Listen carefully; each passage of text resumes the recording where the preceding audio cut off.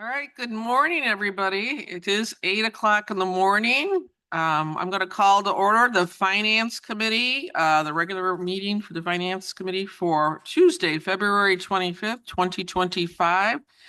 Can I get a roll call, please? Member Cahill, Member Childress, Yes. Member Covert, Here. Member Dessart, Member Eckhoff, Member Evans, Here. Member Galassi, Member Garcia, Here. Member Heather, Member Honig, Here. Member Krajewski, Member LaPlante, Member Ozag, Member Rutledge, Member Schwarzy, Member Tornatori, Member Yu, and Member Zay. Okay, we do have a quorum. Is there any public comment today? Yes. Megan Myro.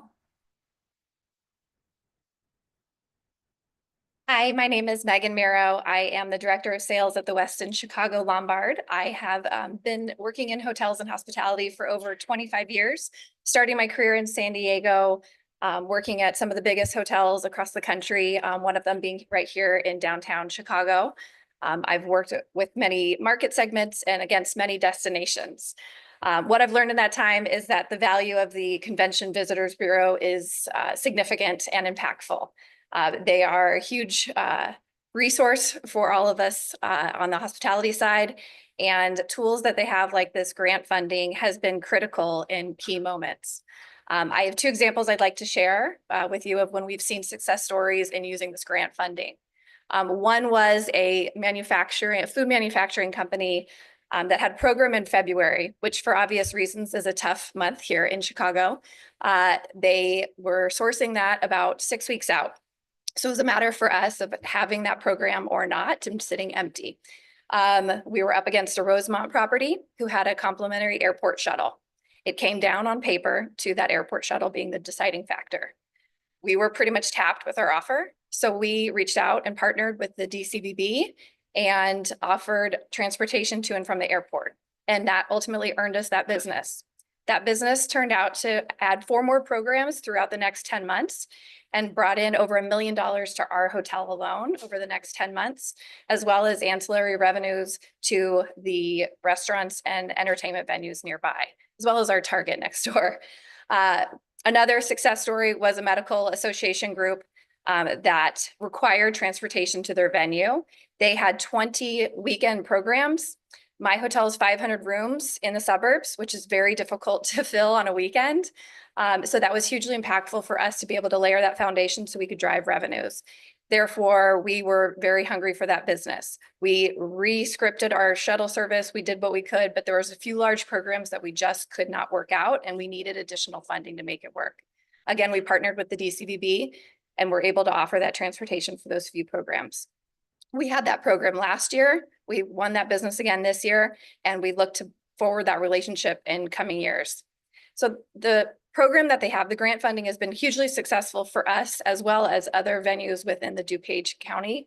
As you can see that those success stories, there's only a few that I've shared today, but there's many, many more that I'd be happy to share at any time. We look forward to the opportunity to hopefully being able to lean on that, because that grant funding is key in pivotal moments in making a deal happen with programs that are the right piece of business. So I'm here just to say thank you for considering this grant program so that we can continue driving taxpayer revenues into our hotel, as well as equally important, providing working hours for our associates. So thank you very much for that consideration. Okay, thank you. Any other public comments? There's none. Okay. Moving on to chairwoman's remarks. I have none today. And so we're going to move directly into our presentations, and I'm going to ask Beth Marchetti from DCVB to come forward to do her presentation, please.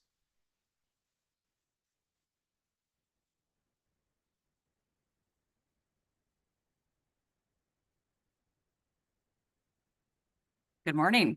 Great to see you all. Thank you so much. Again, I'm Beth Marchetti, Executive Director of the DuPage Convention and Visitors Bureau.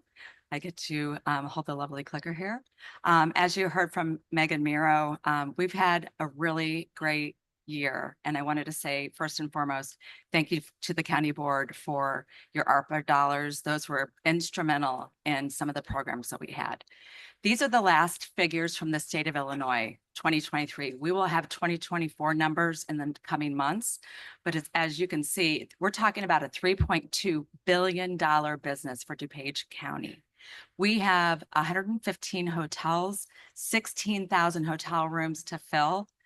You just heard from Megan, 500 rooms is a really large hotel to fill for the suburbs. She does an amazing job with her team. And the grant program that we're going to talk about today is instrumental in helping them. More importantly, 26,000 jobs are supported in this industry and providing significant tax resources to our local communities and to state government, as well as sales tax for the county. So I wanted to make this easy for you. We have a lot of information, but bottom line, we are recovered from 2019. I made this a super simple slide. As you can see, though, we are down in occupancy, and I talked about that last week at the economic development meeting. So while the ADR, which is average daily rate, is up, our revenue per available room is up, and our room revenue is up, we're still down 3.8% in people coming into our area. So that means less people in our restaurants, our attractions, our museums, and more. I would be remiss not to say, though, that the $428 million funds the entire CVB program for the state of Illinois. So DuPage County is funding Peoria, Rockford, Bloomington, Champaign, Rosemont, for that example, even. So we are a force to be reckoned with, second only to Chicago. So while Megan did say how great our program is, we had a meeting in January with all of our hotels and our hotel ownership groups. And these are some of the issues that they're still facing. Revenues does not mean profitability yet. They're still catching up from COVID.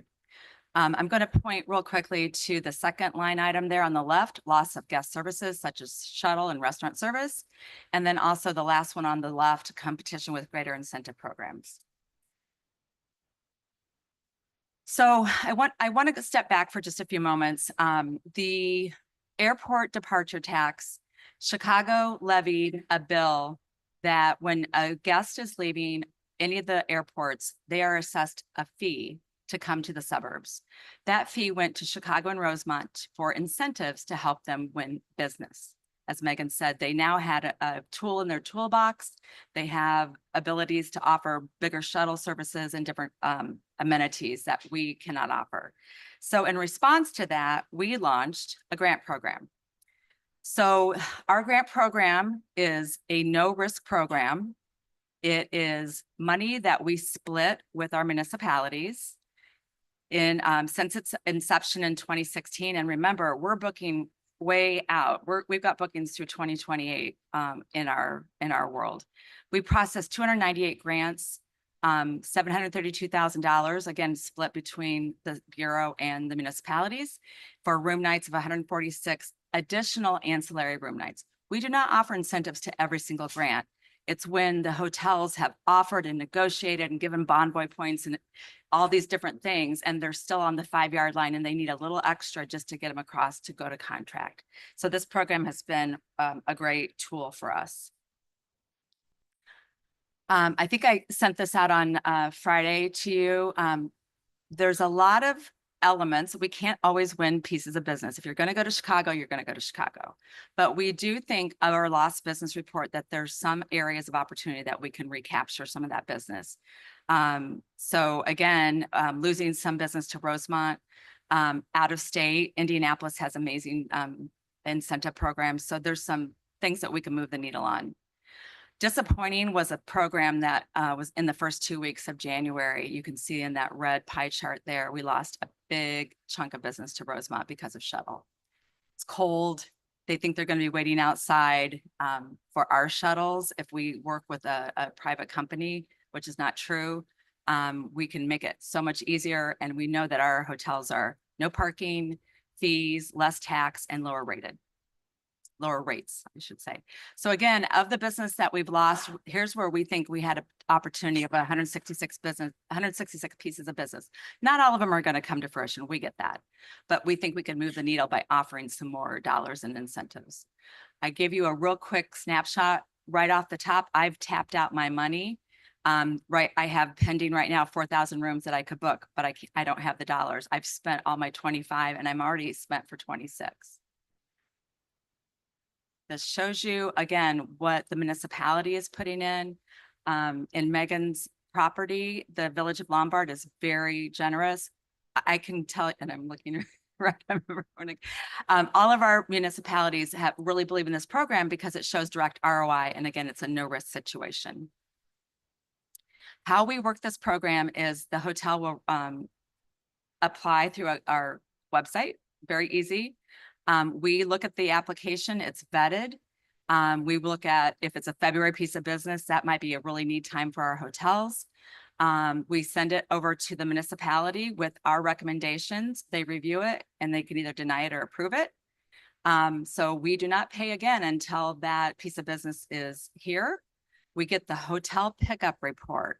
So that's imperative. We make sure that what they say they're going to book, they booked.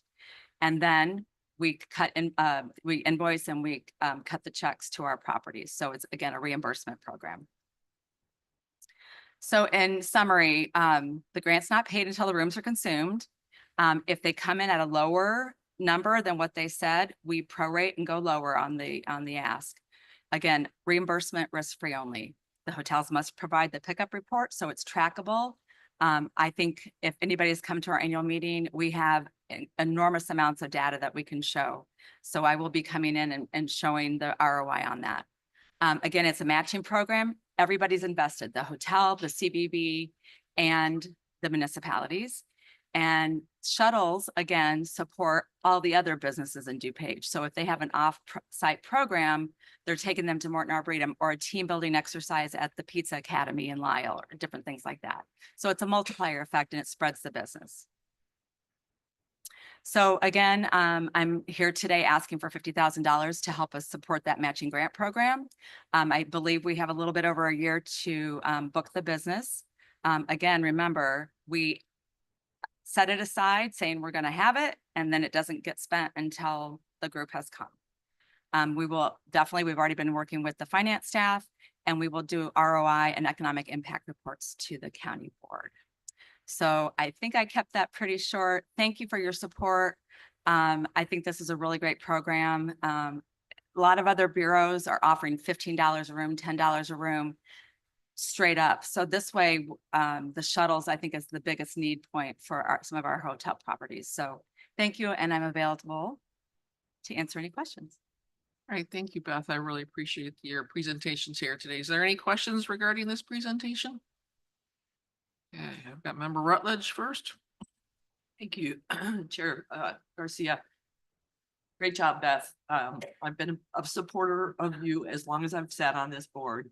And in looking at your return on investment of what you do with the funds that we give you, I cannot still believe that it's such a small amount that we give you. So that I'm happy to support this program to get the more heads and beds that we're all looking for, to get those dollars into our county. And return on investment is kind of a no-brainer. So I just don't understand. Are we capped at what we can give you? So I guess that's my question. Because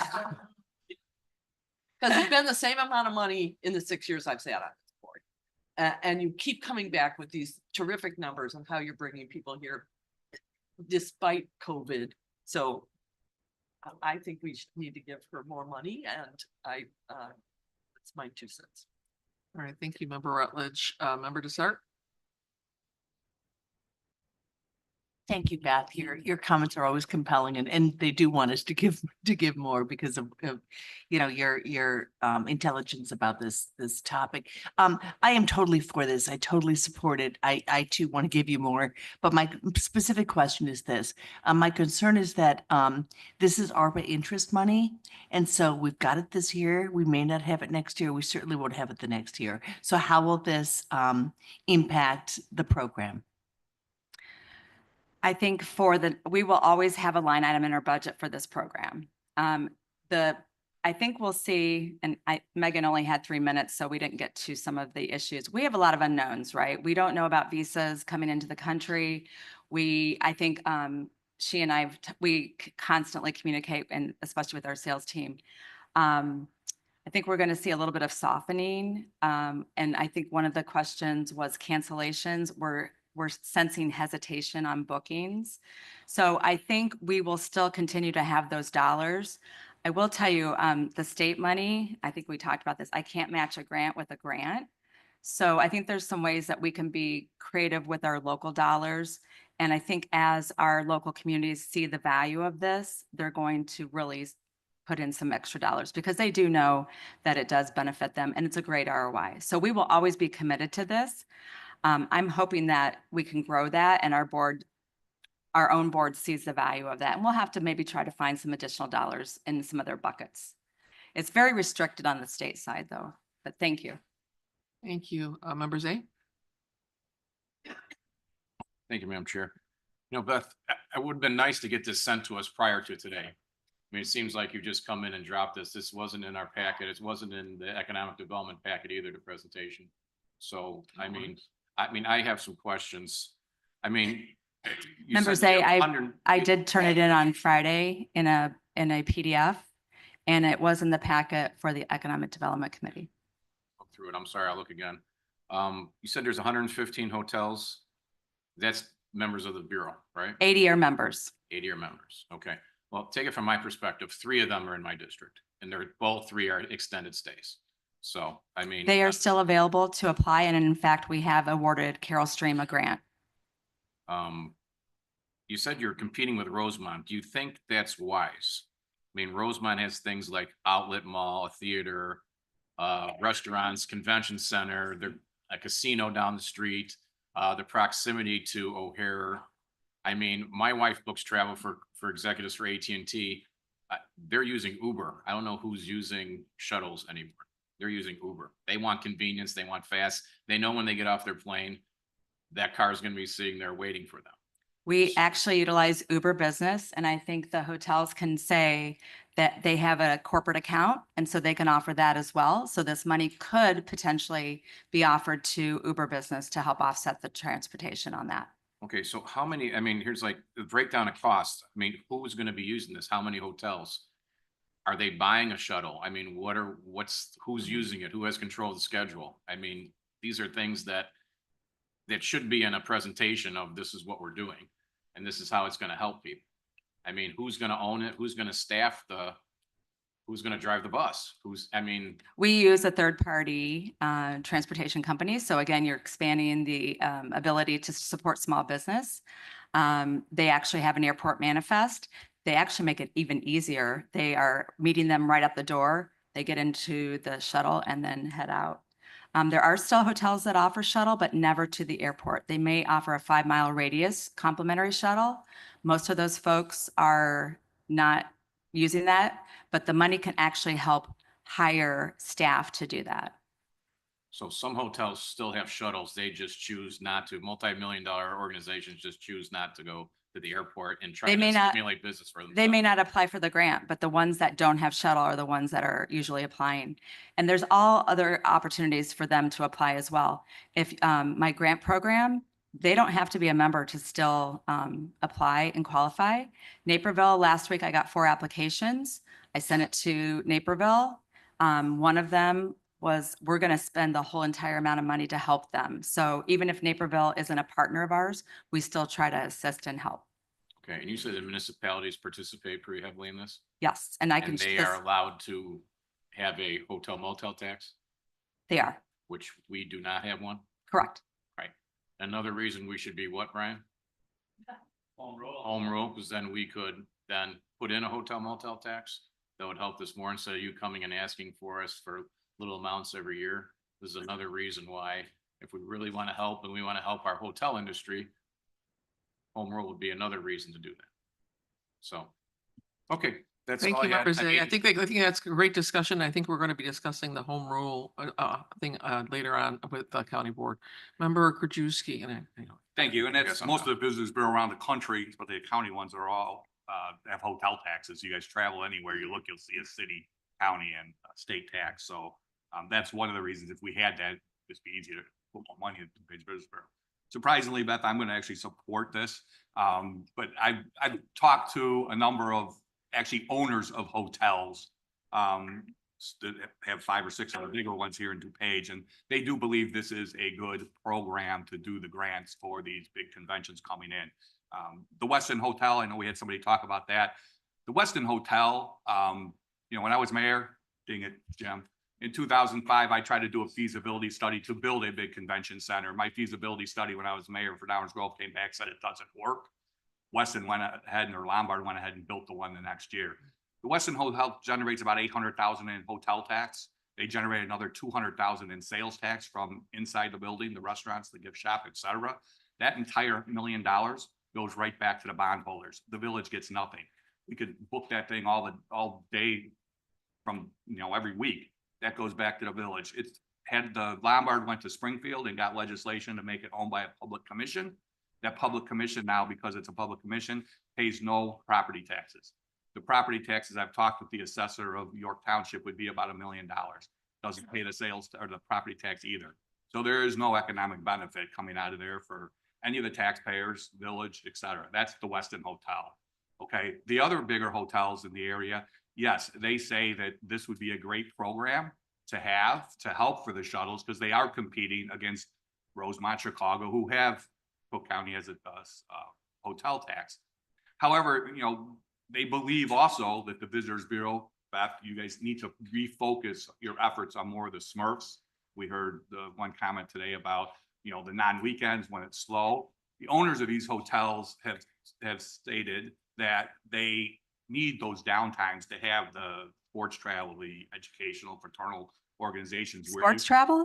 Yeah, where you could help bring those in. But they did say that, they are stepping on you are stepping on their toes with their corporate contacts. They have a lot of corporate contacts throughout the country that they're working on bringing in, and they're running into the Visitors Bureau, stepping on their toes with the corporate contacts, and would have you much rather focus on going after the Smurf. And that would help them in the downtime. But they have their own sales teams that are going after the corporate contracts. And I would say, I don't talk to the chairwoman of economic development, but that we should have some minimum room night. I know she just mentioned before here, it was maybe 100 room nights. I would say we'd want to do these grants for I was thinking 500, but some number, 300, 500. When a convention comes in or even a sports travel comes in, they're staying multiple nights. So it doesn't take it that much, if it's 100 people coming in and they stay 3 nights, 4 nights, that's 400 rooms. But I would say we want to have a minimum on here because we want the bigger conventions to come. That's where the economic impact comes. So if we can help somebody, get 500 room nights or 1,000 room nights, i.e. the natatorium, when they had 350 contestants come in for a swim competition, they're there for 4 nights. That's 1,100 rooms plus a few spectators, maybe friends and parents that come watch. That's a lot of room nights. We definitely want to help that. So I would say we want to put a minimum here of, some number, 300, 400, 500 room nights. Because I'm not sure we want to help the little hotels, albeit they may need help, but that doesn't have the economic impact. 50,000 is not a lot of money. So if you're competing, maybe you're giving out 12 or 15 or 20 of these a year, but I think we want to do it for helping get the bigger events here in DuPage County. But I do believe there's a need for it because I know some of the owners of the hotels here have stated that would be very helpful. And that they said they would also probably talk to their villages where they're at to ask them for money too. All right, thank you, Member Krajewski. Member Galassi?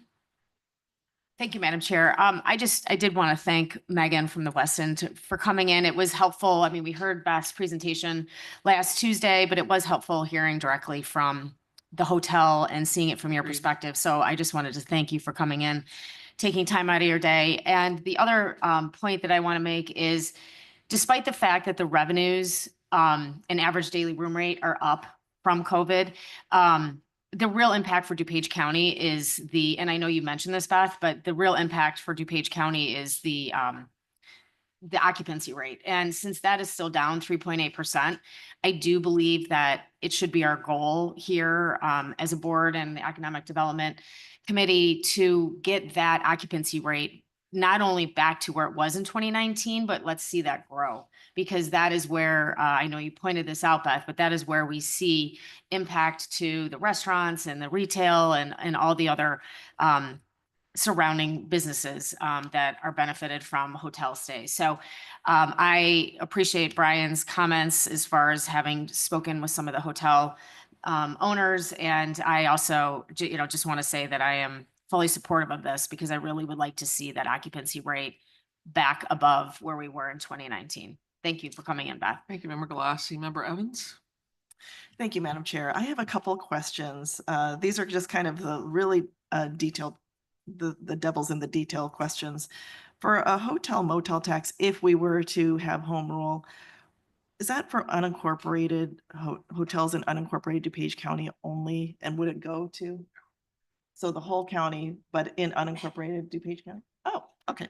All right. Well, I believe you can actually collect from unincorporated. You have from my research, I think 1 or 2 hotels that are in unincorporated areas. right. Okay. Yeah. So this would be huge if we did have a hotel motel tax. Also the question for the shuttle, can you illustrate what it would look like? So let's say we have a convention that books a hotel in DuPage County. Would the hotel shuttle be like every 30 minutes, every hour? Like, because people are flying in from all over, right? It's not Right. like they're Right. gonna all get off at the same time. So I think you're thinking of an airport or a hotel shuttle, which is a 12-person passenger. Maybe we're talking about helping offset this private company. And I'm just going to use one that is a member of ours, but we have several. They have the airport manifests. And so they will constantly make sure that those shuttles are there. If it's 100 people, if it's 12 people. So they will have a fleet that can help support that. Those are expensive, right? I mean, they're, we can also use that for shuttling people off site. So the Morton Arboretum, I keep using that as an example. They want to do a unique offsite event. They might be able to use the 12-person shuttle if they have 3 or 4 or 5. A lot of times they have to use a bus. And so getting that bus there will help as well. Okay, so if it's, say, if it's a convention that starts on a Friday or something, and then people come on Thursday, and they're coming throughout all different times of the day, there would just Right. be multiple buses. Right. Okay, okay, thank you. Thank you, Member Evans. Member you? Thank you, Madam Chair. I just wanted to say, Beth, that was an excellent presentation. Thank you for being here to answer questions and to provide us with this information. When Beth and I talked about this as being something that hotels really needed in the area to really increase economic impact and dollars into our county, I thought this was really a no-brainer. And I really, really appreciate the support from my fellow members. I've had many conversations with Member Krajewski, and I do appreciate his perspective very much, and I appreciate his support for this program. And I just want to say, yes, this is for a very specific need, and it is going to be data driven, and we will be, looking at the numbers to make sure that this is being done properly and with the best ROI. So thank you. Thank you, Member you. We've got Member Sutter and Member Eckhoff. What to go? Heather, what'd I say? I got the stop. Thank you, Chair Garcia. Thank you, Beth, for this presentation. I know you did this in the Economic Development Committee as well, so thank you for doing it again and trying to wrap it up faster. I understand the pressure.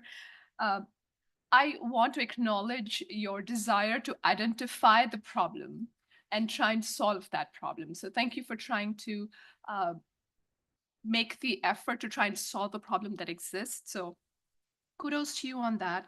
My question is around occupancy. So as Member Galassi was saying that the occupancy rate, not just mentioning that, it has gone down. Do you see a trend of that occupancy rate going down around us everywhere, the collar counties, around the state, even nationally? Or is this something that's unique to us? I believe, I'm sorry. And if it is unique to us, then I believe that this is a good step in trying to find solutions towards that.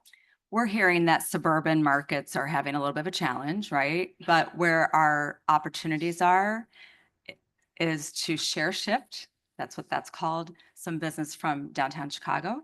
Because when we get them out to DuPage, they love it because it's peace of mind. It's great properties. They can hop on a metro train and be in downtown in minutes. They love the economic centers, which, you know, are Naperville and Oak Brook, but other communities as well, the downtown districts. So I do think that it is a softening of occupancy. We are seeing that. But the good news is the hotels, they have a revenue manager who watches that very closely. And they can adjust by raising the rate a little bit. My concern is the rates are going to kind of come back down to normal. So we do have an effort that will help bring more business here so that those occupancy numbers perhaps could go up a little bit. And even if revenue comes down a little bit, we're going to still see those hotel revenues. Thank you. Thank you, Member Header. Member Eckhoff, please. I just had a question about using the 2019 occupancy rate. Do you have, I mean, that's the benchmark, but do you have the preceding years for like 5 years, 10 years? I have 25 years worth of data since I've been here 25 years. Could you send us to like the last 5, 10 years? Absolutely. I don't know if that's like an unusually high one that we're comparing it to or average or what, so. 2019 was a good benchmark. It was a good year. Megan didn't have chance in her 3 minutes. This year is a softer year because we used to see compression from meetings and conventions downtown Chicago, and there's not a lot on their books right now. So we have to make it happen ourselves. And I'm happy to say that this is an opportunity that we can really do that. But I'm happy to share. Okay, thank you. Thank you, Member Ozog. Thank you, Madam Chair. First of all, I want to thank you for the presentation. I think you're doing a great job, and I also agree that it would be nice if we can find additional funds for the work that you do. I also think it's important that this board doesn't get into too much micromanaging because I do think Beth does a very strong and important job here and has really been able to pivot and be innovative. So carry on. Thank you. Member Honig, did you have your name up your hand? Thank you, Chair Garcia. I just want to thank Beth Marquetti and DCVB. You got the work you guys do is crucial, and you know, being in Lombard for so long and serving on the council there, seeing the firsthand impact of the work DCVB does is crucial. And you know, especially with like the Intelligentsia Cup, that you know is very renowned in Lombard and it goes through Glen Ellen and other municipalities.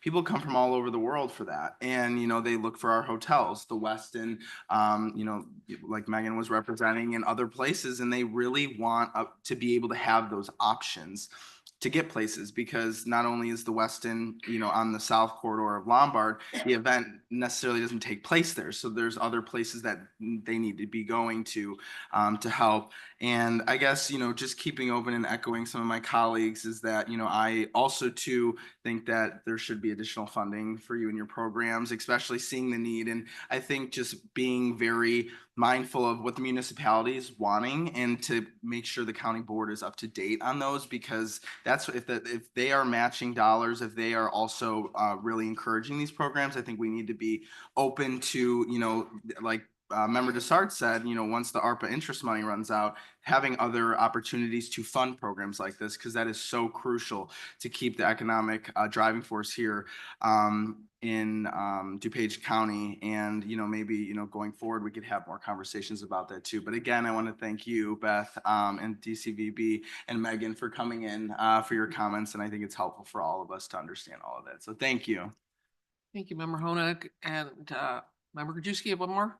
Just one thing, just from a general global standpoint, DuPage County, you know, we have a lot of issues going on with the hotels that the Visitors Bureau is not aware of, but from an operation standpoint, owner standpoint, you know, we have the President's Cup coming in 2026. Their people have been on the ground since, you know, 2 years ago, meeting with, you know, Greg Bedeloff or Truth DuPage. They were looking for a hotel for all the players, both the Asian, Europeans, and the US. They're not going to stay in DuPage County, but they were, and Beth's probably aware, they're looking at, you know, the hotels, if they're outdated. We have several hotels that need upgrades that may not have the capital to do that. There's some hotels that are in jeopardy in DuPage here of losing their flag. because on a scale of say 1 to 5, they're 5 being the worst, they're down at 3.5. If they lose flags, that's going to be an important issue. There's, you know, the bottom feeders that will pick them up.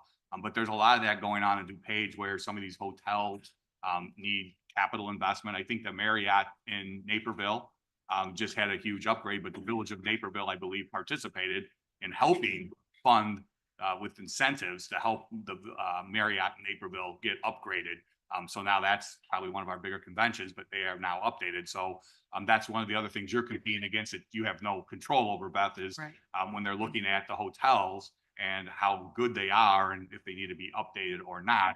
And that's a choice where some of these corporations go to. And unfortunately, we have some in dire need here in DuPage that need update. There's nothing you can do. No. Like I said, the village of Naperville helped the Marriott with tax incentives for that. But there's a lot of that in DuPage right now. We have several hotels that are in dire need of upgrades and may not have the capital to do that.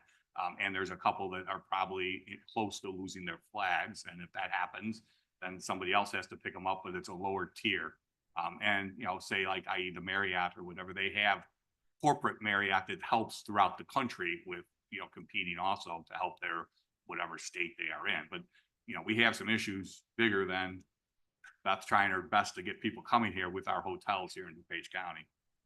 And I appreciate the comment, Member Krajewski. You are correct. That is totally out of the scope of the DCVB. So well, let's make that clear. In this discussion here, there's nothing you can do to help the hotels with what that's going on with that. I think that's more on their corporation themselves. But on the bottom line that the ownership group is looking at, if they're not I mean, Megan will tell you, $10,000, $20,000, $30,000, $50,000 is a lot for, it's not going to provide remodeling of private rooms and meeting rooms, but it does help set some money aside. May I address just a couple things, Sure. Chair? I appreciate the fact that Member Krajewski's comments, thank you. We already have an existing grant program that has a 100-room minimum. We really spent a lot of time looking at that. We have 55 select service hotels, and I would not want to eliminate them from being able to take advantage of this program. Of course, our low-hanging fruit is meetings and conventions, big pieces of business. That's what our team focuses on, but I would hate to let them not have access if they can get a program of 25 rooms 6 times a year. It's still economic impact for some of those select service hotels. Food and beverage, when you talked about the Westin Lombard, absolutely. And I'm happy to say that Lombard still contributes because they do find value in the F&B tax that they get and the multiplier effect where they go to Target. If you've ever had an opportunity to see a convention that's at the Westin Lombard and then walk over to Target, everybody that walks in there is spending money. So sales tax is definitely being contributed there. So thank you for your comments. I do understand about corporate meetings. I will say though, if we do not fish in our own backyard, but if a meeting planner calls us for help and it's a corporate piece of business, we will assist. That is our job. And we would rather assist and keep it in DuPage than lose it to Schaumburg or to Peoria or wherever, you know, they go. My job is to keep it in DuPage. Lastly, I have been working with the PGA Tour for 5 years now. We have been citing them. We want to partner. We do partner with Mr. Badeloff there, but I was the one and our team was the one that was boots on the ground, going to Montreal, making sure that we're ready and prepared. We've cited their hotels 4 years ago. You're right. Some of the hotels are not in shape. You're absolutely right. So we do what we can. They were very interested. The players are going to be in downtown at the Four Seasons. I can't help it. Okay. You know, it is what it is. So, but we have caddies and families and media and the truck drivers who set up all the different tents. And I know you've all seen some of these amazing golf tournaments. So I think there's other opportunities. Schaumburg's across the street. We know we're going to leak business over there, but our job is to make sure that we get as much as we can here in DuPage. All right, thank you, Beth. And you know that I'm a huge supporter. I love going to the bicycling in the summer, and all of the events with the curling and the bowling. I mean, it's brought a lot of revenue into the restaurants around it. So, you know, thank you for all the hard work that you do. All right, thank you very much. Okay, moving on, we're gonna go on to our presentation for the GIS fee. Anthony from IT. Good morning. Thank Good you very morning. much.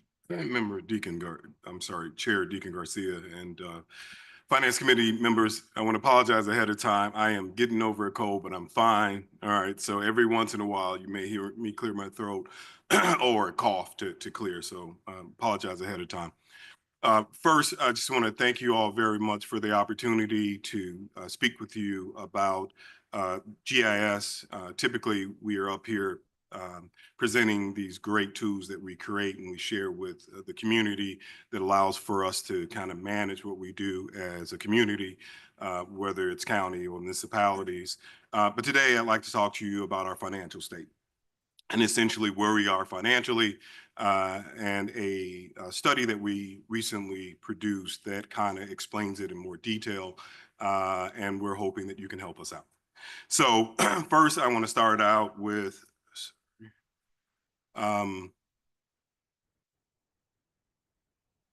next slide. It's not working for some reason. Start out with, for those of you who are new to the board specifically, but there may be others who may not also have a good handle on GIS and what geographical information systems is. I'll start out with kind of giving some background first about what they are, what we are, and what we do. So the simple answer is that we provide accurate access to digital and printed copies of mapping data. Very simple definition of what we do, but we do way more than that.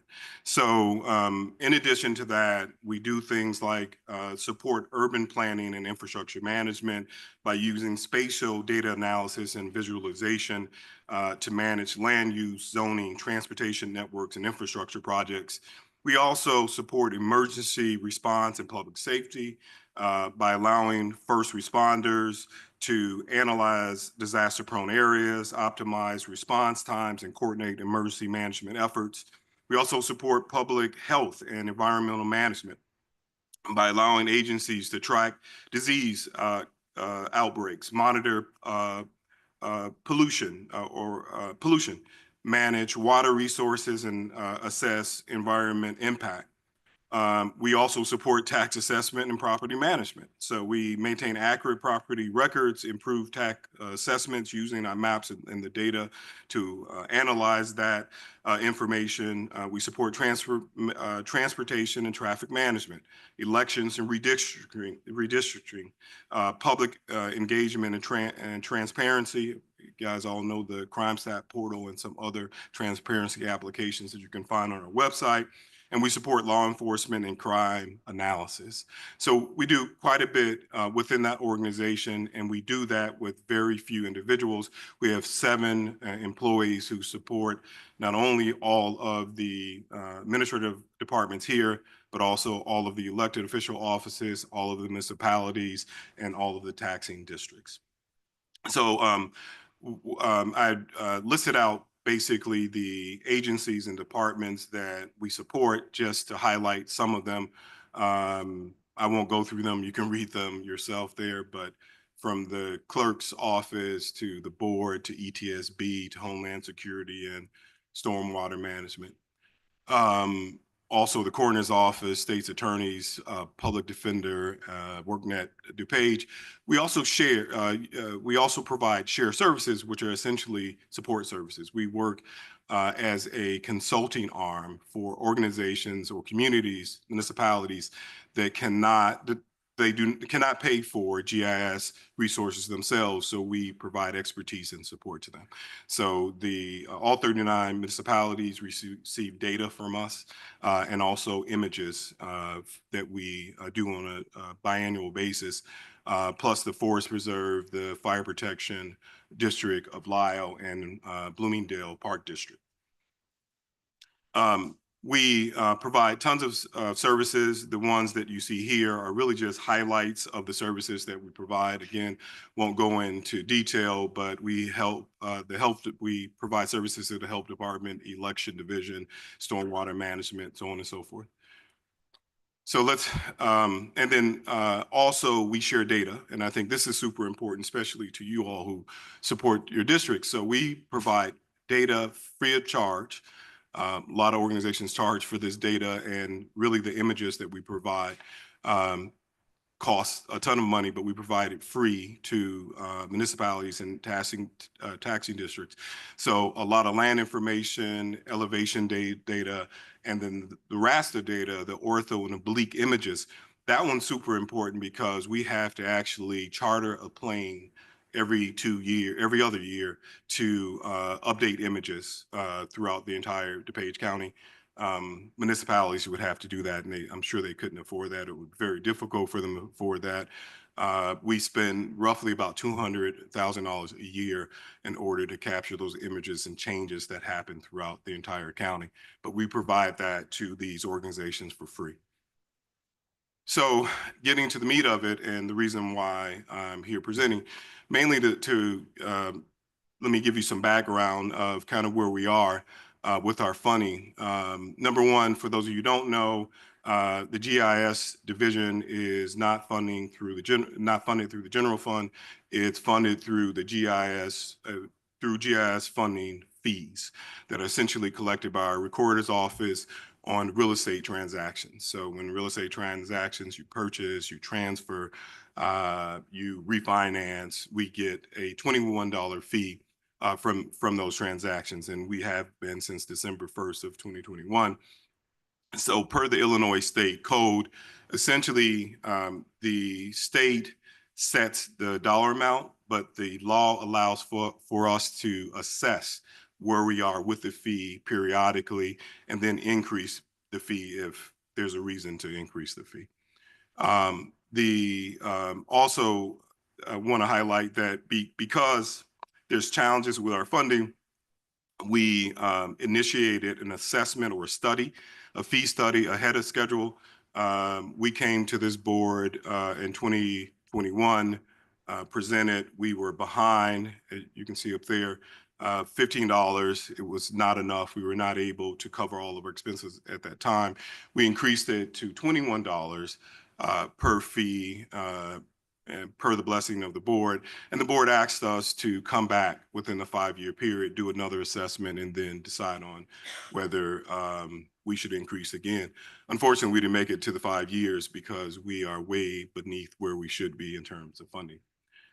And it's mainly because of real estate, and real estate transactions are significantly down now. So wanted to highlight here, and this kind of shows you the impact. So 2020, that was a standard year.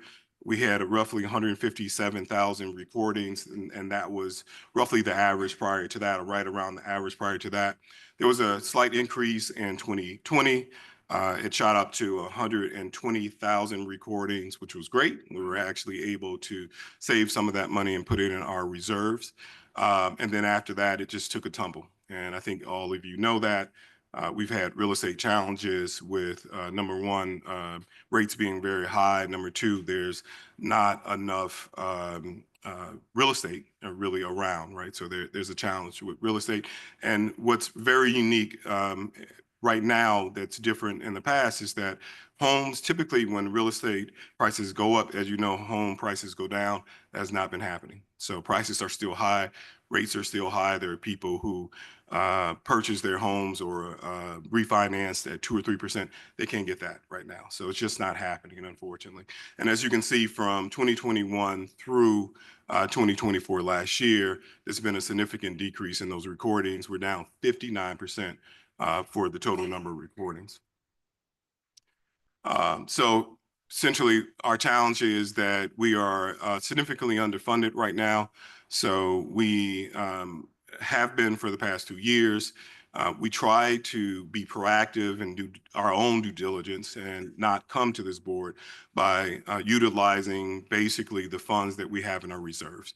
Based on our own internal research, we thought by the end of 2024, rates would drop, recordings would increase, and we would, be back where we need to be in order to sustain our GIS division and different services we provide. Unfortunately, that hasn't happened. So we commissioned a study in October of last year, and the study basically did this. Let me start out by showing what our expenses are. So our true expenses is $3.5 million for GIS support.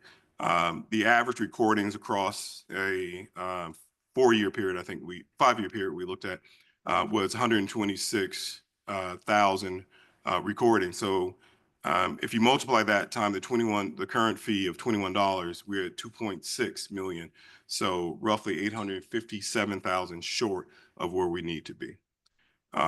So the recommendation back to the study after they did a full assessment, they looked at all of the surrounding counties, looked at the fees that they charge, looked outside of the counties and other areas to really analyze where we are and if we needed to increase the fee or not. And the result was that they recommended that we increase the fee by $6.80 in order to get us to where we need to be and to cover our expenses. So the recommendation is to increase essentially our fee from $21 to $28 per transaction. So just 2 more slides and then I'll open up to questions for you all. So this is pulled from the study and the analysis, which essentially shows that we're right at the bottom of our surrounding counties. If you look at the very top, Kane County charges $47 per transaction or GIS recording fee. And then Kankakee is at the lowest at 17. We're at the second lowest. If we get your consensus to move forward with increasing the fee in the middle of the pack, so about $28, we believe this will sustain us at least for the next couple of years. We will come back to this committee. We'll actually do an internal assessment first, see where we are. Hopefully real estate transactions go up and this is not an issue, but every year we'll take a look at it. If we feel that it does not meet our needs or cover our expenses, we'll come back to this board on a more frequent basis instead of waiting 5 years. We can do a full assessment, but it's a cost involved. So we're going to look at it ourselves and then try to come back. But current recommendation is to increase it to $28. It will sustain us, allow us to cover our existing expenses. And if the real estate transactions increase, it'll allow for us to go back into our reserves and to cover those reserves, the money that we lost in our reserves. So thank you very much for your time. I'd like to open up for questions. All right, thank you, Anthony. I really appreciate it. I'll start with member Schwarzer. Thank you. Couple questions. So your study that was done took the average of what, the last 5 years or something, and it was 126,000. That seems high, especially compared to the last couple years. So to me, you're almost, you're making a change that may not obviously still meet your needs. So, I would suggest $28 may not be enough.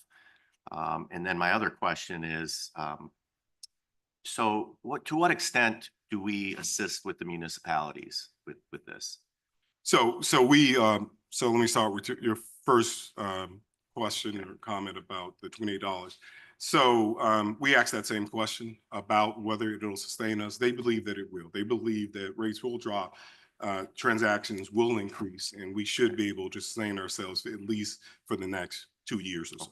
Okay. But then if it doesn't, we can come back and ask for increase. And then your second point about what do we do with the municipalities, we do 2 things. Number one, we provide data and images to them, right? So oblique and ortho images allow for them to see things from all different angles to make better decisions about what they do. Fire districts and police agencies and also the actual administrations use that data.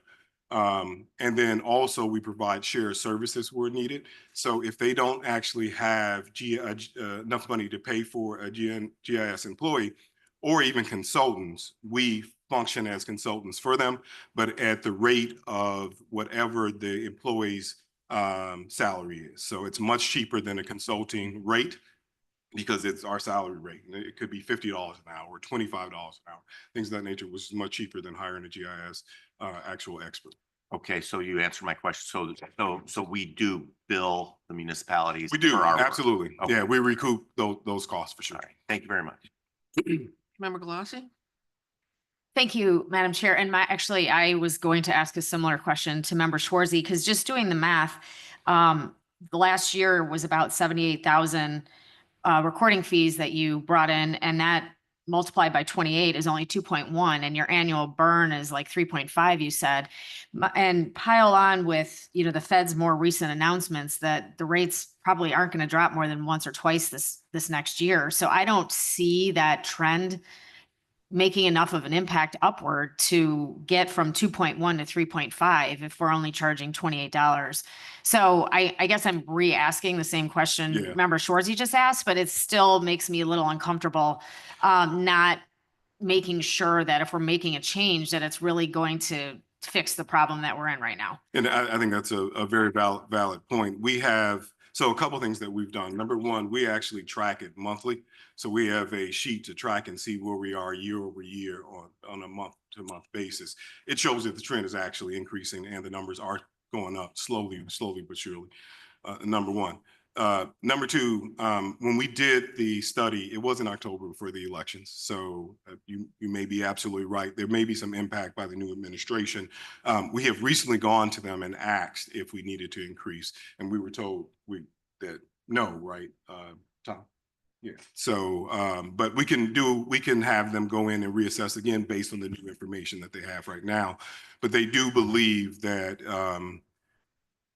we should be able to get to a point where we can cover our expenses. And what I didn't cover, and I apologize for that, it wasn't clear on, that 3.6 is where we need to be. 2.6 is actually what we're funded for right now and what we budgeted for today.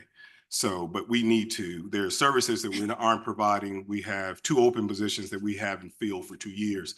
So that that additional money will help us get to a point where we're whole and we're able to provide full support.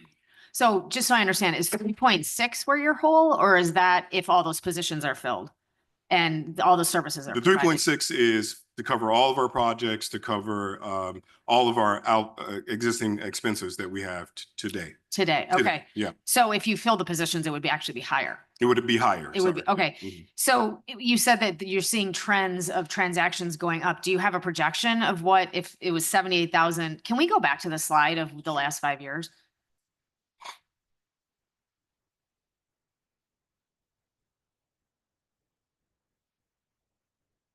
So what I'm hearing from the feds is like, we might get back to 2023 interest rate levels. And so that's going to look more like the, Yeah, 84,000. 84,000. Are you seeing a projection of what this year is hoping to look like? Are Yeah, you so- hoping to get back to 2022 based on what you're saying, or do you have a? We are. We're hoping to get to that 160 number, but Tom, I'm going to ask you to come up. Tom, Ricker, you guys don't know, is our GIS manager. Tom actually has a sheet and he looks at the data on a monthly basis and manages it. So what's the data show? What we're looking at, just it's gone up slowly. There's nothing big significant. It's one of those where you just look at it and it's just a slowly increase. You saw the 1 year where it was a few years back where all of a sudden it stopped and you just saw it slowly go back down. It's doing that kind of same trend, but slowly back up very slowly. So, Do you have a guess as to what the projection is for this year? I don't have any projection because it's recordings that come in. When the housing market's good, the revenues go up even when it's bad. When the down, when there's foreclosures, because there's more transaction, it's that middle ground where we're seeing, and we talk to all my peers through Cook County, Will County, it's the same thing. It's when it's that in between is where we're at now, where it's kind of just stagnant and stays there. So like I said, if we start seeing a little bit of jump, then yeah, that's what we're starting to see a little bit more.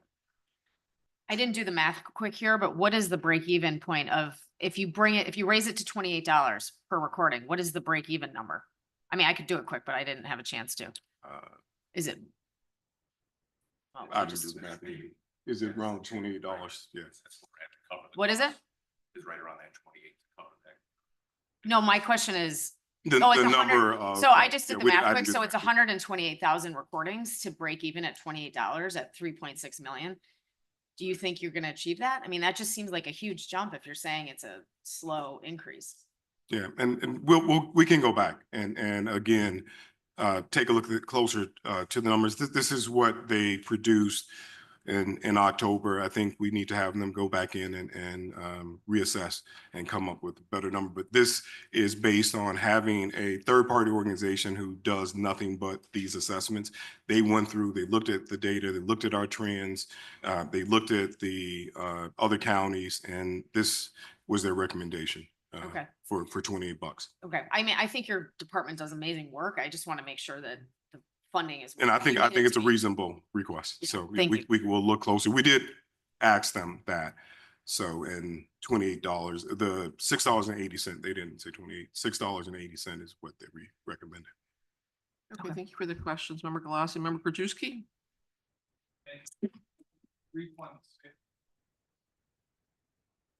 Microphone.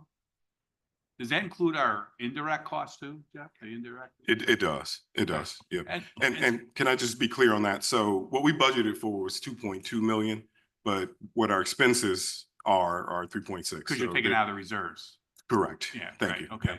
And I just picking up on Member Galassi and or Schwarzy, it appears, I mean, one, we're getting nowhere near, covering our costs, but two, we're doing half the recordings, in 23 and 24 as we did in 20 and 21. Yeah.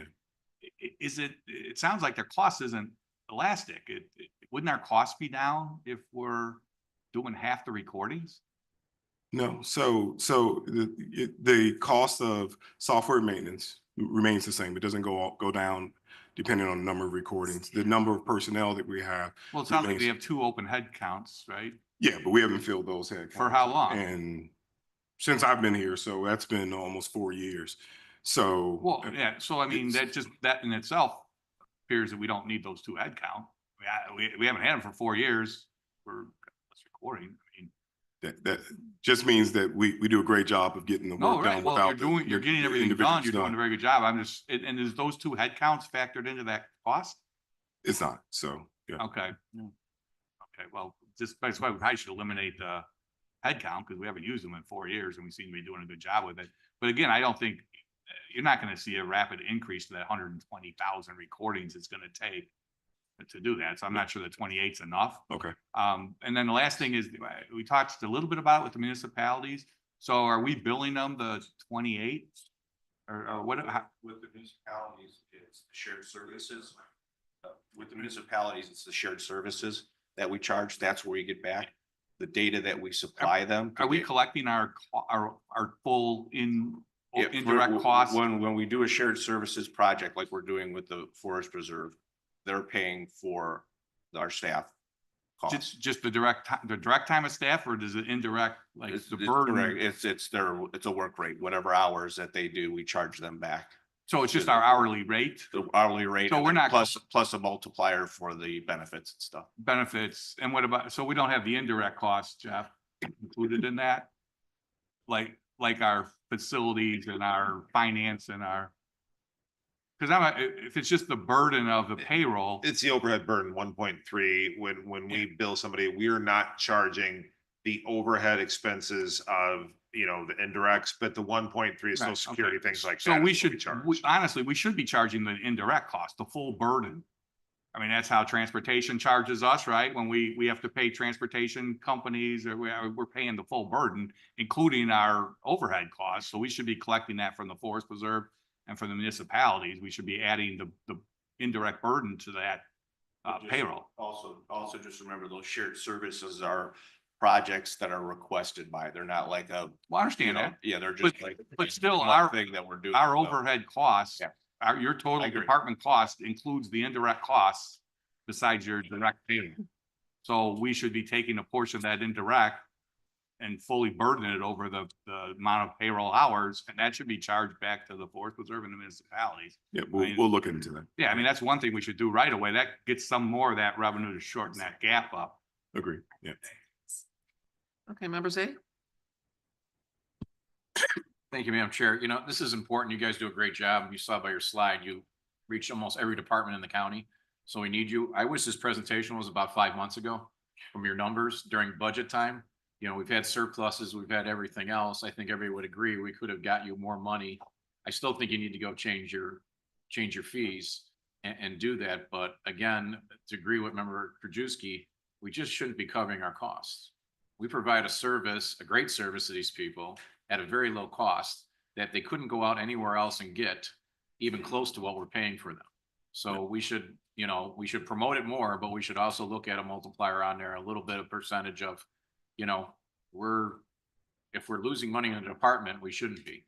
You guys do a great job, but we should look at that when we're doing shared services, that we're not just covering the cost, that we're getting 2% more or something else. We're actually making a little money on it because we're saving them money, but we're actually in the long run is costing us money. So I know we want to help the other, you know, municipalities and fire districts and other governments, but we should really look at that and make sure that we, you know, cover our complete costs plus a little bit extra just for continuing, you know, upgrades, everything else you guys have to pay for during the year to programs.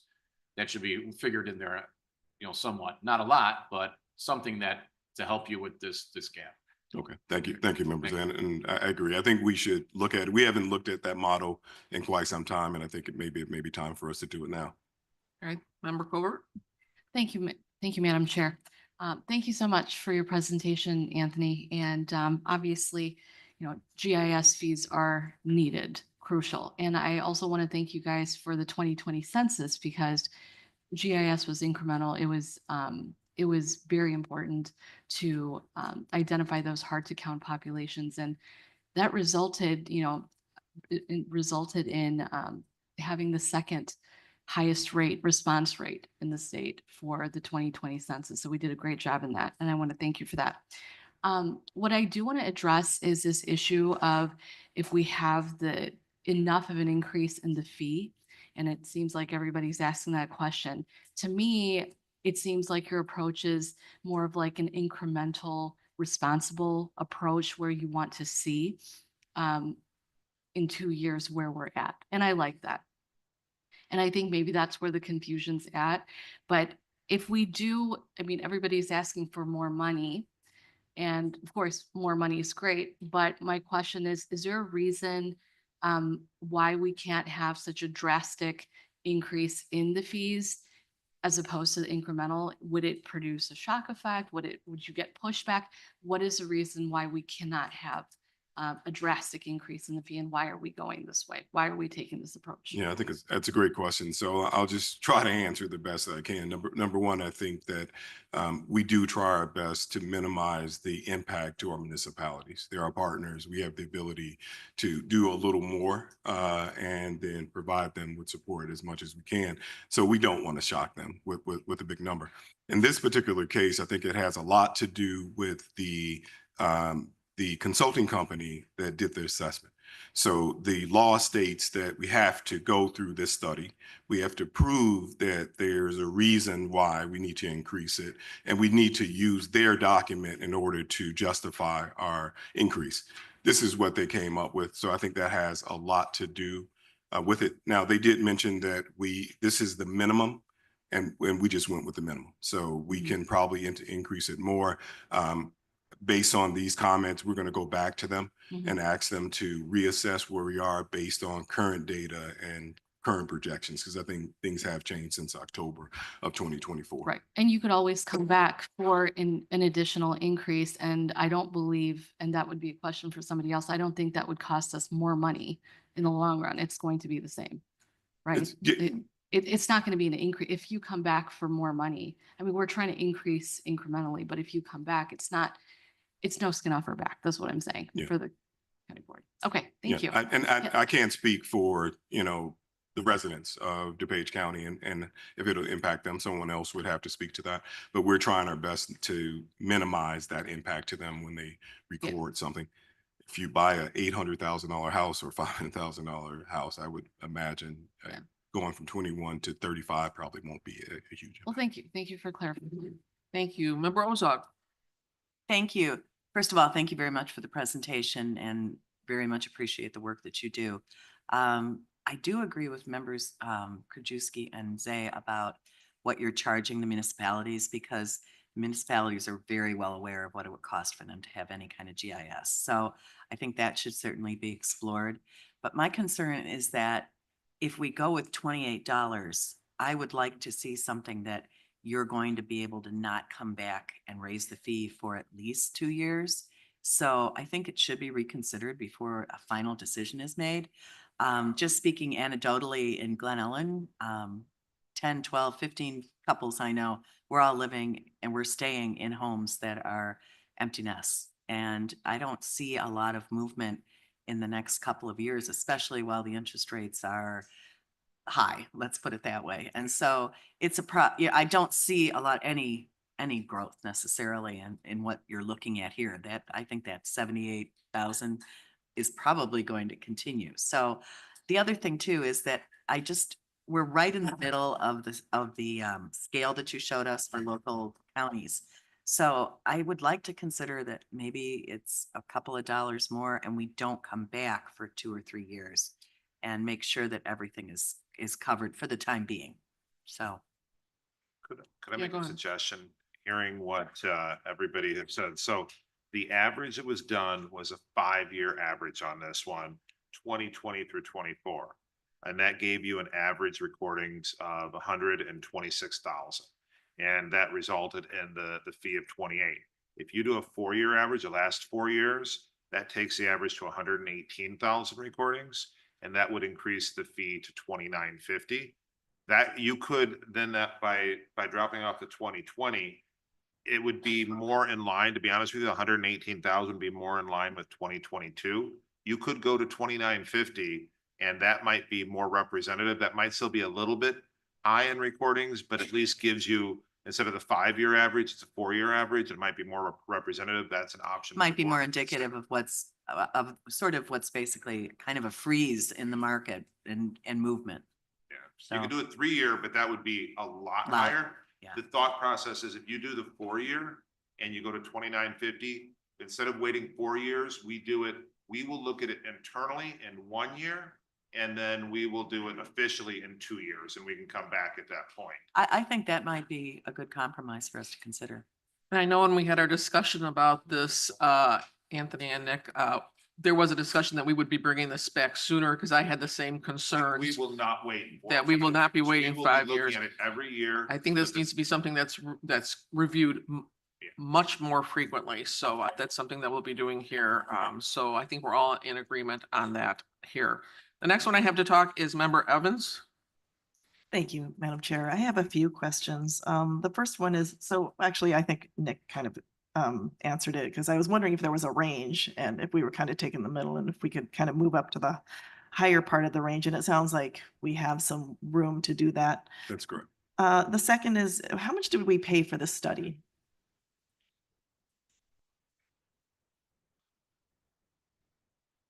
$3,000. 3,000? Oh, okay.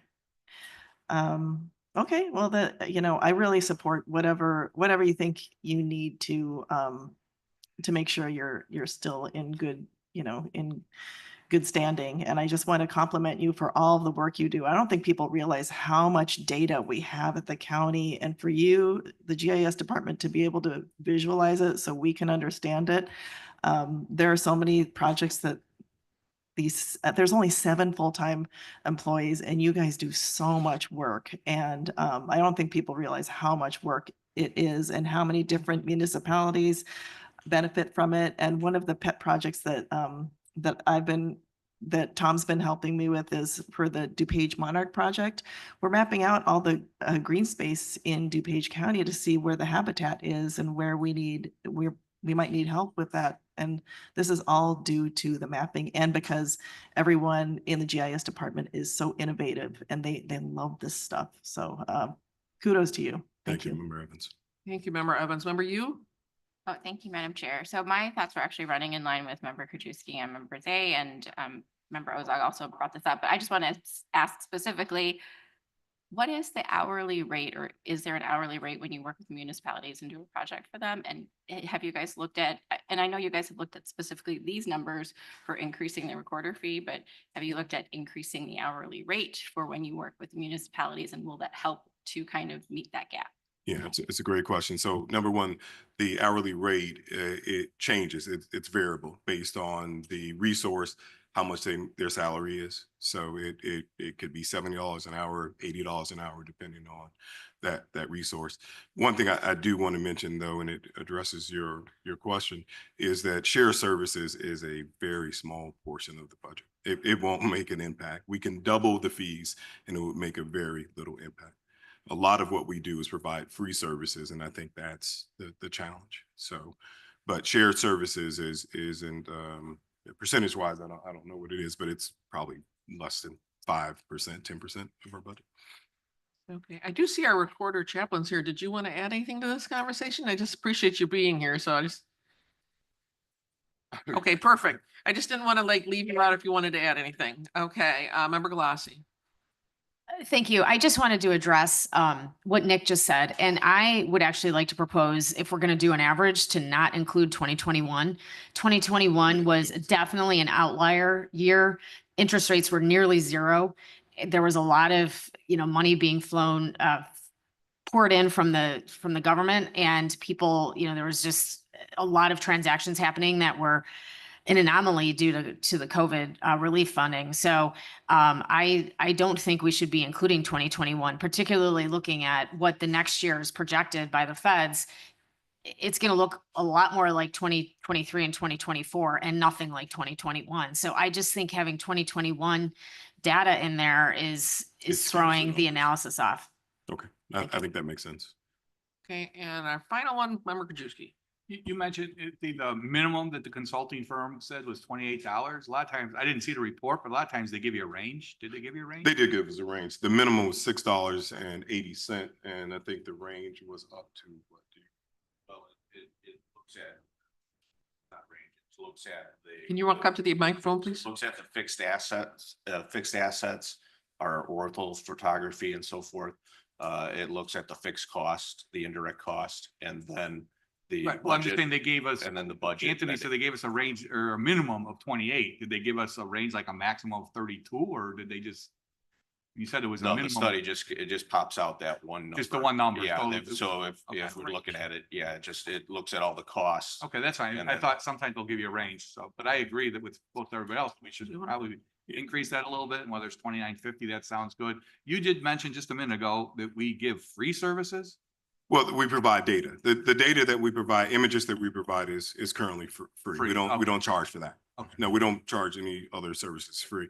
And what I meant earlier about the range was when we met with the consultant, he mentioned 680 and he did say up to $30 or something like that, but it wasn't actually in the study. He mentioned. But that he mentioned up to he 30. up to 30 is what he So mentioned. I think that study shows, and Nick just came up with 29.50, but I Yeah. think we should be in that 29.50 to 30 range because of what Member Galassi pointed out, that 2021, which is way out. And as you said, it's going to go up slowly. I mean, it's going to take us a while to get back to the 118. Right. Over the next couple of years. Yeah. I think. I think we're all in agreement. Member Tornatori, you had one last comment? I do. To Member Galassi's point, if you take 2021 out of the equation, it goes to $38. And I will tell you, somebody who's done literally thousands of real estate closings, it's not going to make a difference to the buyer or the seller to get $10 or $15 more, because participants get nickeled and dimed by the title company for everything from moving documents from one place to another. So that's not going to change anything. So again, 190,000 it was an outlier here. I don't know why we were using 4. I mean, I think 3's the more accurate portrayal of what we're going to see. We'll remove it. Yeah. Thank you very much. And I thank everybody here for this conversation. I would agree with Member Tornatori, Member Galassi. I do believe that 2021 was an odd year, and I do think that probably needs to be left off of all calculations on this.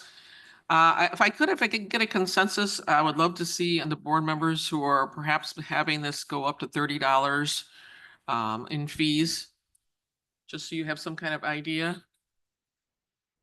All right, so you've got some kind of idea that we're willing to go up to $30. I think that would be a great idea. So we want to make sure that this is funded. Going back to my days at the Village of Lisle, this is something that I used every single day. Thank you, members A. I'm a certified floodplain manager and, looking up floodplain data on all of the properties that I had to do, especially through the 2013 flood. I mean, this was something that I would not have been able to do my job. So I'm so thankful to DuPage County and their GIS department for everything they've done. So it sounds like there's a consensus for $30. We'll Yes. bring it back in 2 weeks. We will have to look at statutes to make sure that we're fully in compliance with the rate and the statutes, because it is kind of set by that. That's what the study is for. But as long as we're in compliance with the statutes, we will bring it back in 2 weeks. If there's any change from that, we will obviously reflect that in whatever we bring back. Perfect. Thank you so much. Thank you Nick. so much. Appreciate that. Can you turn the microphone on? Middle button. With the data sharing is, yeah, we supply the ortho photography, that's the oblique, but we also do parcel maintenance every day that comes in, and that's pushed out to all the municipalities on a weekly basis. Mhm. So as a parcel split is done, they're getting live information on every week that goes into their own municipal GIS data. So just so you're aware of that too, that's the data that we're also sharing out on a weekly basis to each municipality with our parcel information. Thank you. Thank you. Thank you so much for the presentation. Thank you so much for the discussion. I think we got some really good discussion points across. And so I think we have some direction now for the staff. So moving on into our agenda, looking for someone to make a motion to approve the minutes of the Finance Committee, Tuesday, February 11th, 2025. I believe I heard Member Header and a second by Member Rutledge. Any discussion on the minutes? All those in favor? Any opposed? Motion carries. Moving on to procurement requisitions, Member Cahill is not here, so I think she has designated this to Member Krajewski. Thank you, Madam Chair. I move on 25-0572. Which is a decreased closeout issued to FedEx. Got a motion by Member Krajewski, second by Member Rutledge. Any discussion on this? All those in favor? Any opposed? Motion carries. Thank you, Madam Chair. I move to combine 7A2 through 7A6. The motion combines 7A2 through 7A6. All those in favor? Any opposed? Okay, that motion is carried. Thank you, Madam Chair. These are all decreases in closeouts. Move on 25-0573, decrease in closeout issued to Office Depot. 25-0574, decrease in closeout issued to CA Short Company. 25-0576, decrease in closeout issued to Mesro Insurance Services. 25-0578, decrease in closeout issued to Amazon Capital Services, and 25-0579, decrease in closeout issued to DuPage Federation on Human Services Reform. Got a motion by Member Krajewski, second by Member Rutledge. Any discussion on these? All those in favor? Any opposed? Motion's carried. Thank you, Madam Chair. I move on 25-0581, recommendation approval of funding to Mumpkus LLC to provide legal services as conflict counsel, special assistant state's attorney. Motion by Member Krajewski, second by Member Zay. Any discussion on this? All those in favor? Any opposed? Motion carries. Thank you, Madam Chair. And last, I move on FIP 0002-25, recommendation for approval of a contract purchase order to Corval Corporation for our third-party administrator services, amount not to exceed $259,497. Motion by Member Krajewski, second by Member Zay. Any discussion on this? All Did those in anybody favor? else bid on this besides them? Okay, Member Krajewski is asking if there was anybody else that bid on this. Do we have who would know that? Valerie? Valerie's coming up. Thank you, Katrina.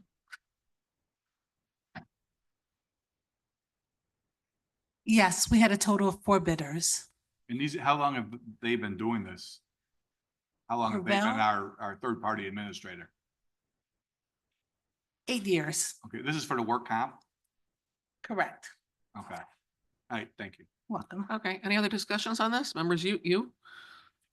So I did notice that this was actually not the lowest bid, but I think there were some statements that had to do with why this was a better bidder. Is that right?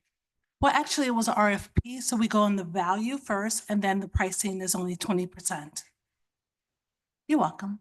Okay, any other discussions on this? Member Krajewski? Just real quick, maybe Chris, how are they doing with regards to the work comp? Because I know this was an issue a few years ago, at least from the sheriff's side, that they maybe weren't helping as much as they should on the investigations on work comp, whether they're work comp claims or not. I know we had a big, huge meeting. I think Nick was in on it, but kind of going over the claims. We've And- seen improvement in that area. Because I know there was a lot of concern by some of the departments that they were not as aggressive as they should be on claims that were being filed. And then I think in the one instance they brought up a meeting, somebody had filed, I want to say 26 work comp claims over a number period of time, which seemed like an awful lot, that maybe the one that was being filed was not the one, but you've seen improvement. We in that? definitely have seen improvement. We've Okay. definitely 'Cause addressed some remember- of those performance issues. The last member's comments too. I mean, they weren't the lowest bidder yet because of our scoring, which is a whole nother issue on how we score things. Because it seems like sometimes the low bidder's not being the one that's getting it because the scoring on the other categories, which is, in my opinion, subjective. At least the pricing is objective because you get the prices. The other categories and the weighteds are always subjective. And so, I think there's need to be a little more scrutiny on that. Yeah, and yeah, I agree. And to your point, we looked at the holistic of all of the program, like the 24/7 nurse triage. That's the only one, Corvell's the only one that provides that, which is, really impactful to our organization. We did actually look at demos of other software of some of the other competitors, and we put some questions out for clarification. We did a deeper dive on this. We took our time to make sure that we were picking a vendor that was the best to support us. Okay, thank you.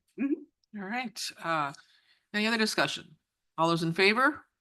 Any opposed? Motion carries. Thank you, Member Krajewski. Moving on to development, Member Tornatori. Thank you, Madam Chair. Move approval of DCP 1-25, a recommendation for approval of a contract, the National Auto Fleet Group, to furnish and deliver 2025 Ford Bronco Sport Big Ben 4x4 vehicles for building and zoning for a period from February 25th, 2025 through November 8th, 2025 for a contract total not to exceed $96,631.62. We've got a motion by Member Tornatori, a second by Member Yu. Any discussion on this? All those in favor? Aye. Aye. Any opposed? Motion carries. Moving on to Human Services and Member Schwarzy. Thank you. I move on 250535 HSP 0018A24, amendment to HSP 001824. Contract purchase order issued to Nova Staff Healthcare Services for supplemental nursing staffing for the period April 13th, 2024 through April 12th, 2025 to increase encumbrance in the amount of $65,000, resulting in a new amended contract total of $565,000, a 13% increase. Motion by Member Schwarzy, second by Member Header. Any discussion on this? All those in favor? Aye. Any opposed? Motion carries. Thank you. I move on HSP 1125, recommendation for the approval of a contract purchase order issued to Advocare Systems for rental of medical equipment, bed and mattresses for the DuPage Care Center for the period March 1st, 25 through February 28th, 26 for a contract total amount not to exceed $80,000. Got a motion by Member Schwarzy, second by Member Yu. Any discussion on this? All those in favor? Aye. All opposed? Yeah, motion carries. Thank you. I move on HSP 1225, recommendation for the approval of a contract to Alco Sales and Services Company to furnish and deliver Elite X long-term beds for the DuPage Care Center for the period February 26, 25 through February 25, 26, for a contract total not to exceed $109,192.16. Got a motion by Member Schwarzy, a second by Member Yu. Any discussion on this? All those in favor? Aye. Any opposed? Motion carries. Moving on to thank you, Member Schwarzy. Moving on to Public Works and Member Childress. Thank you, Madam Chair. Just a reminder, next week there'll be a special call at the Public Works Committee meeting Tuesday, February 4th, 2025 at 1 p.m. in room 3500B for a presentation and focus group for the 2100 Heritage Gallery Replacement Project. In addition to the Public Works Committee, all county board members are invited to participate and discuss. That will be the discussion of the presentation. If a board member cannot physically attend the special call, there will also be participation in the discussion via Zoom or watch the meeting afterwards on the county board's YouTube channel and still participate in the public online survey. Thank you, Member Childers. With that, the chair will entertain a motion to combine 7D1 through 7D7. Okay, we've got a motion to combine 7D1 through 7D7 by Member Childers, second by Member Galassi. All those in favor? Any opposed? Those are combined. All right.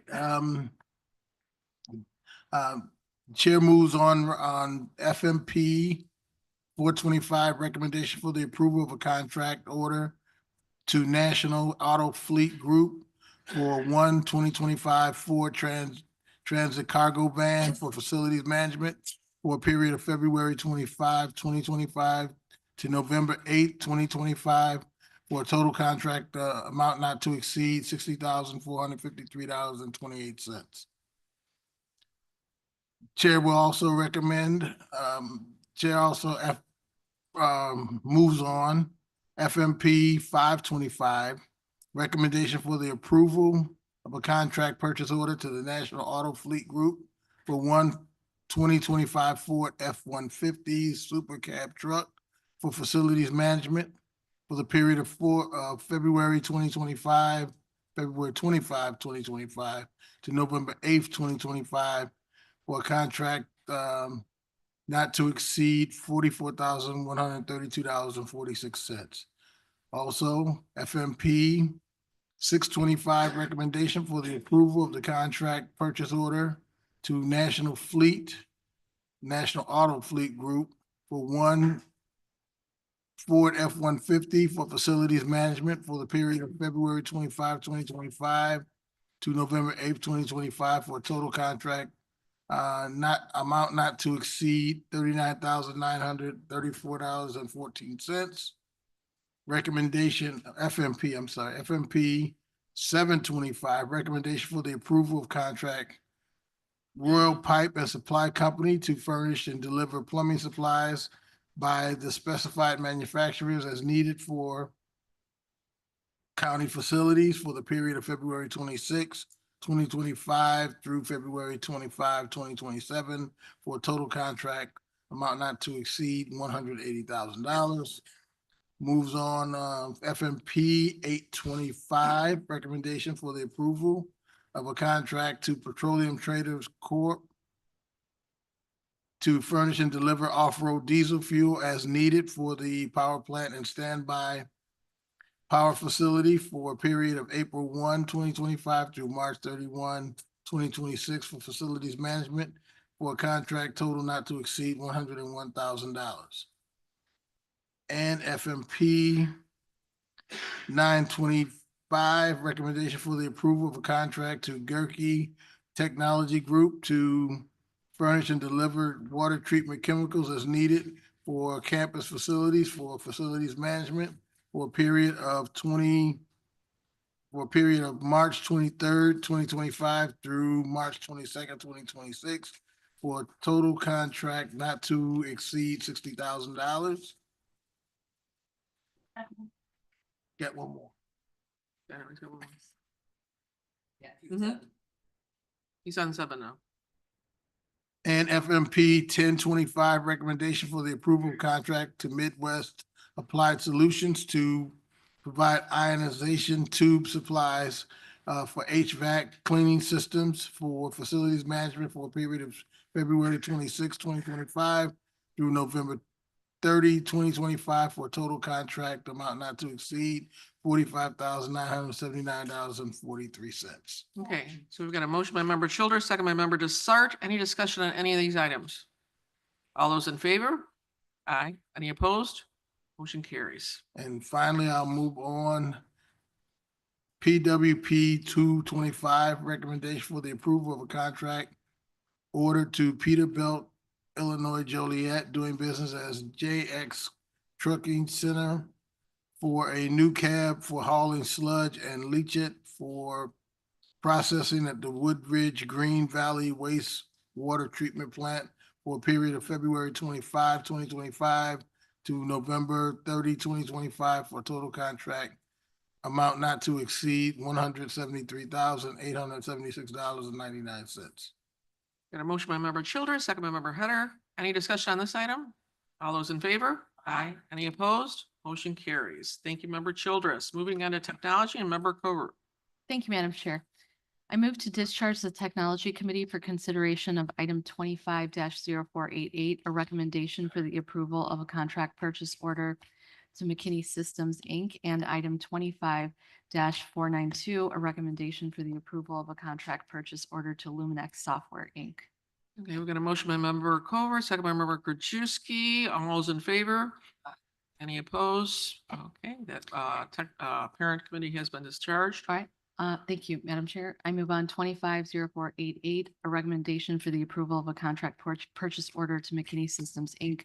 for annual software licensing and maintenance for printers utility for the period of April 1st, 2025 through March 31st, 2026 for a total contract amount of $23,630 and 25,492, a recommendation for the approval of a contract purchase order to Luminex Software, Inc. for the maintenance of the virtual tape server for the period of April 1st, 2025 through March 31st, 2026 for a total contract amount of $26,254.94.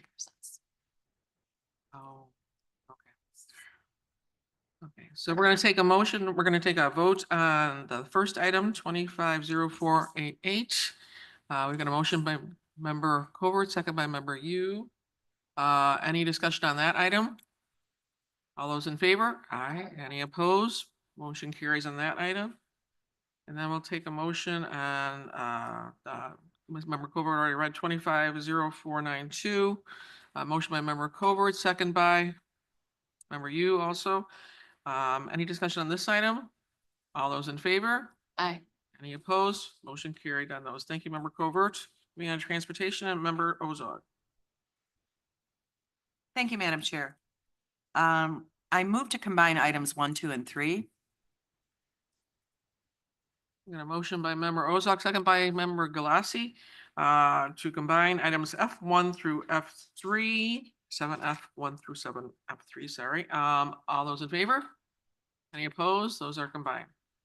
Okay, thank you. I move for approval of 250442, amendment to resolution DTP 0192 at 19, issued to Farnsworth Group for professional traffic signal design engineering services for various locations to decrease the funding in the amount of $64,524.32 and close, resulting in a final county cost of $335,478.68, a decrease of 16.13%.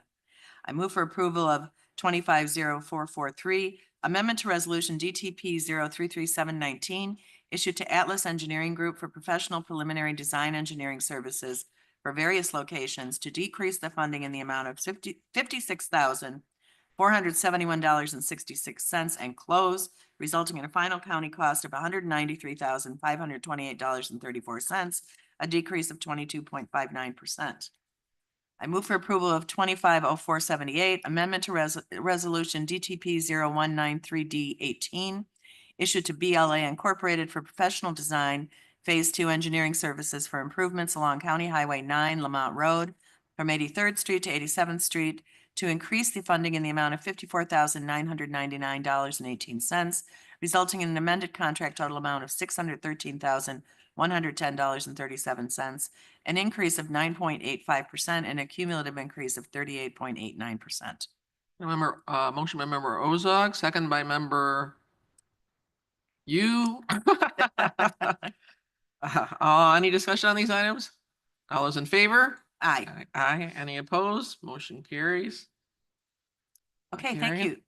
Sorry. I move for approval of DTP 001225, recommendation for the approval of a contract to National Auto Fleet Group to furnish and deliver one Ford Expedition for the Division of Transportation for the period of February 25th, 2025 through November 8th, 2025, for a contract total not to exceed $65,216.88. Contract pursuant to Intergovernmental Cooperation Act. Motion by member Ozog, second by member Header. Any discussion on this item? All those in favor? Aye. Any opposed? Motion carries. Thank you. And finally, I move for approval of DTR 125, an intergovernmental agreement between the County of DuPage and the Illinois Public Works Mutual Aid Network, providing for membership in the IPWMA network, county annual fee, $500, Division of Transportation. A motion by member Ozark, second by member Honig. Any discussion on this item?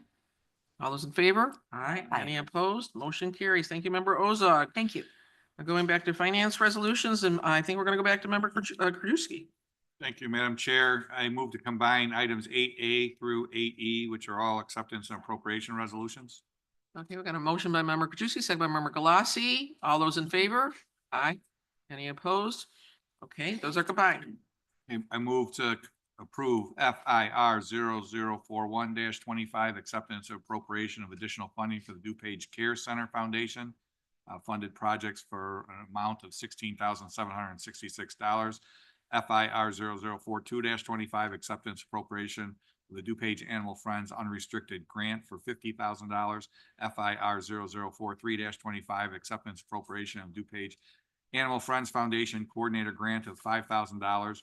FIR 0045-25, acceptance appropriation of interest earned on investments for the DuPage Animal Friends Foundation coordinator, $43 in interest. And then last FIR 0046-25, acceptance appropriation to the income eligible retrofits program grant for weatherization department in amount of $417,960. Okay, motion by member Krajewski, second by member Zay. Any discussion on any of these items? All those in favor? Aye. Any opposed? Those items pass. Move on FIR 0044-25, additional appropriation for the 211 Illinois program grant, $44,972. And a motion by member Krajewski, second by member Schwarzy. Any discussion on this item? All those in favor? Aye. Any opposed? Motion carries. Move on FIR 0047-25, approval of an amendment to resolution FIR 0017-25 for a change to the small agency grant program with ARPA interest. Okay, we got a motion by member Krajewski, second by member, I think Schwarzy, with a question by member Yu, I believe. Yeah, thank you, Madam Chair. So I was looking in the packet to see if there was the ethics opinion in it. And so then I had to go look for it in the email, and I was wondering if it was possible to include this in the packet or in the minutes. Can we combine that or include the ethics opinion with for the record?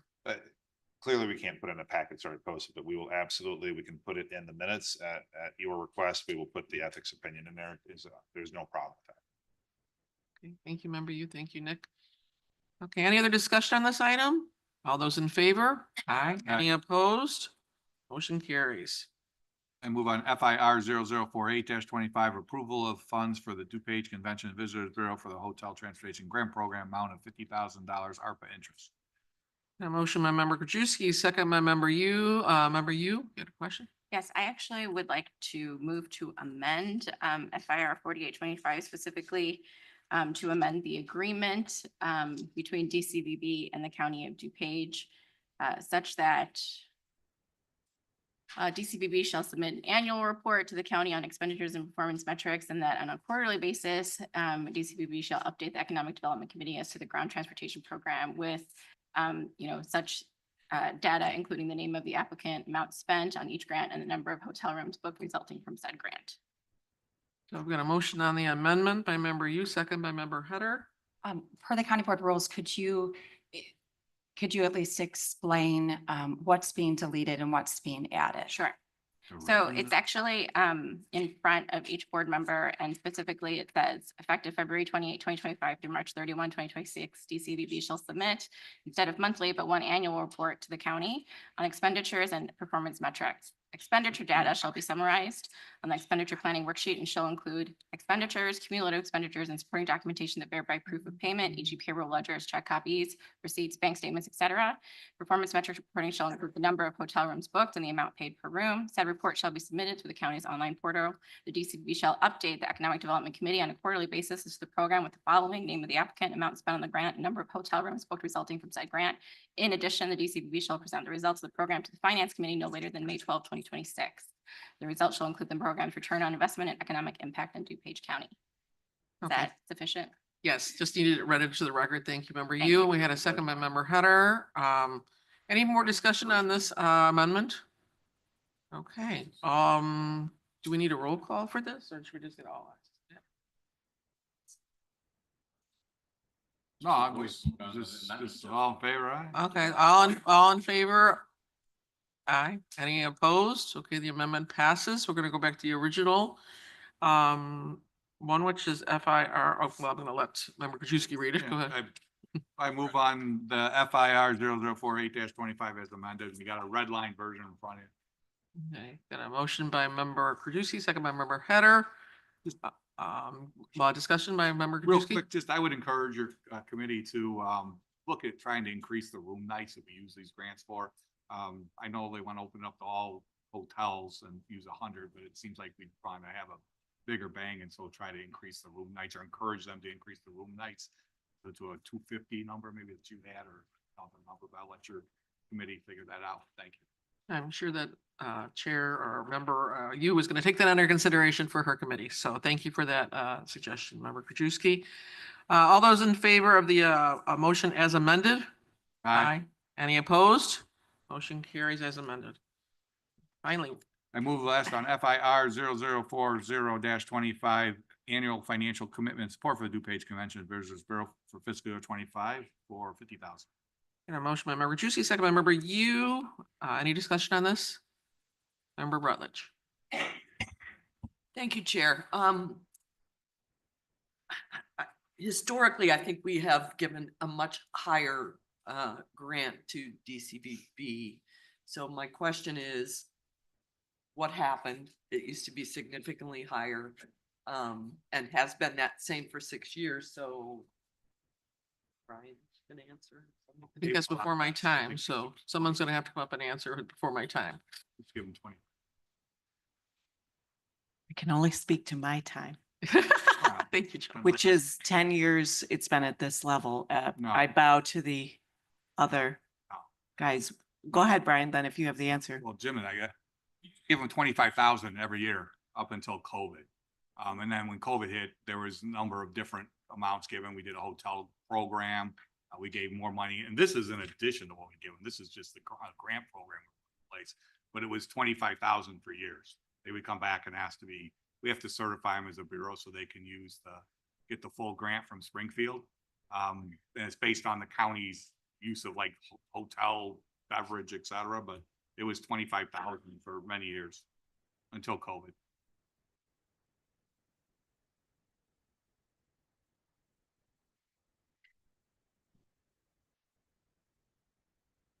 Because I'm so old.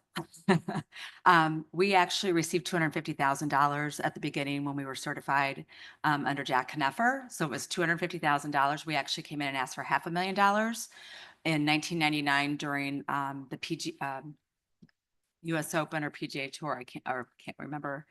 So it has been significantly higher. During that tenure, I wasn't a full-time staff person, so I don't know what happened to get it down, but we did get significantly more dollars, $250,000 years ago. And I'm happy to provide a document that shows all the different expenditures or revenues from the county, excuse me. So, and it did drop to 25, you're absolutely right. And then when I became the director, we got it to 50. So thank you for your support of that.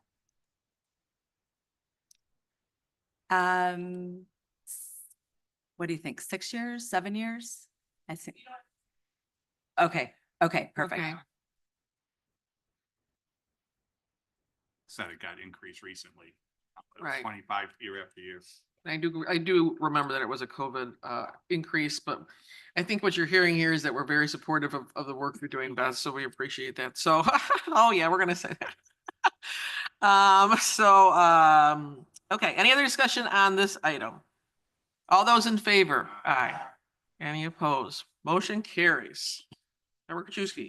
Thanks. I move to receive and place on file informational items: A, payment of claims; B, wire transfers; and C, appointments. Got a motion by member Kuchewski, second by member Header. Any discussion on this? All those in favor? Aye. Any opposed? Motion carries. Okay, do we have any old business for today? Member Zay. Yeah, I did get like 4 text messages from local realtors that want to help member Ozog move. So if she wants those numbers, we can get them to her. Very helpful, members A. Any other discussion other than that? Okay, any new business? I see none. Okay, without